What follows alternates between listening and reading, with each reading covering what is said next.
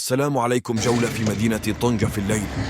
مرحبا بكم في طنجة، مدينة الجمال والتاريخ، حيث تتلاقى الثقافات وتنبض الحياة بكل ألوانها وأصواتها. طنجة مدينة تتلاقى فيها الثقافات والتاريخ والجمال الطبيعي، تأسر الأنفاس بمناظرها الخلابة للبحر المتوسط ومينائها النابض بالحياة. تنبض شوارعها بالحيوية والألوان، مزيج من الأصالة والحداثة يمتزج بسحر خاص. مدينة الفن والثقافة، حيث يمكنك الاستمتاع بمتاحفها وأسواقها التقليدية والمطاعم الشهية التي تقدم أشهى الأطباق المغربية. طنجة، حيث يلتقي التاريخ بالحاضر بأناقة وروعة، مدينة تترك انطباعاً لا ينسى في قلوب زوارها. طنجة مدينة تتلاقى فيها الثقافات والتاريخ والجمال الطبيعي، تأسر الأنفاس بمناظرها الخلابة للبحر المتوسط ومينائها النابض بالحياة. تنبض شوارعها بالحيوية والألوان، مزيج من الأصالة والحداثة يمتزج بسحر خاص. مدينة الفن والثقافة، حيث يمكنك الاستمتاع بمتاحفها وأسواقها التقليدية والمطاعم الشهية التي تقدم أشهى الأطباق المغربية. طنجة، حيث يلتقي التاريخ بالحاضر بأناقة وروعة، مدينة تترك انطباعاً لا ينسى في قلوب زوارها. Oh my God. طنجة، تلك المدينة الساحرة التي تجمع بين جمال الطبيعة وثقافة الفنون والتاريخ العريق. هناك العديد من الأماكن والمعالم التي تجعل طنجة واحدة من الوجهات السياحية المفضلة في المغرب.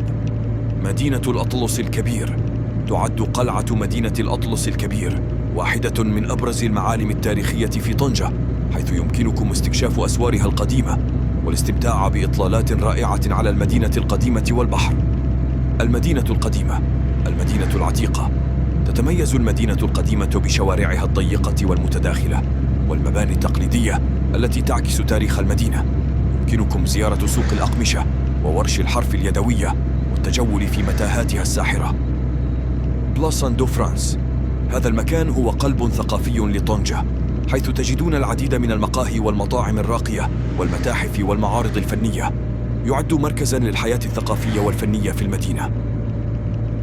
شاطئ طنجة، لا يمكن تجاهل شواطئ طنجة الجميلة، حيث يمكنكم الاستمتاع بأجواء البحر والشمس والرمال الذهبية.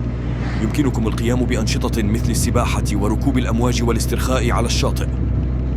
متحف البارون بيتش كوهين، يعد هذا المتحف من أهم المتاحف في طنجة، حيث يضم مجموعة رائعة من اللوحات والأثاث والأعمال الفنية التي تعود إلى فترة الاستعمار الفرنسي. طنجة تجمع بين الحداثة والتقاليد، وتقدم لزوارها تجربة فريدة تمزج بين التراث والتنوع الثقافي والطبيعة الخلابة، مما يجعلها واحدة من الوجهات السياحية المميزة في شمال إفريقيا. هناك أيضاً أماكن إضافية التي تستحق زيارتها في طنجة. كهف الحوت، يعد من المعالم الطبيعية الساحرة في طنجة، وهو كهف طبيعي يمكن زيارته للاستمتاع بالمناظر الخلابة والتشكيلات الصخرية الفريدة.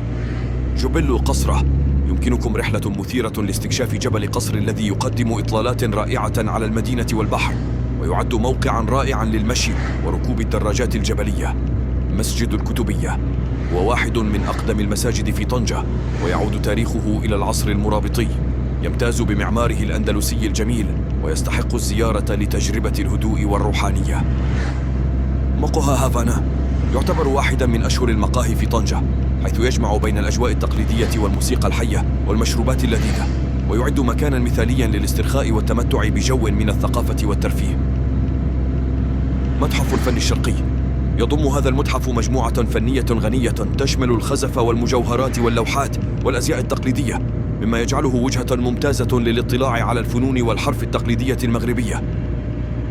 الملاحم الروحية، تعتبر هذه النقاط الروحية المتميزة في طنجة أماكن للتأمل والسكينة، مثل قبر سيدي عبد الواحد ومقبرة سيدي بوسعيد وغيرها، حيث يمكن للزوار البحث عن الهدوء والاندماج في التراث الديني للمدينة.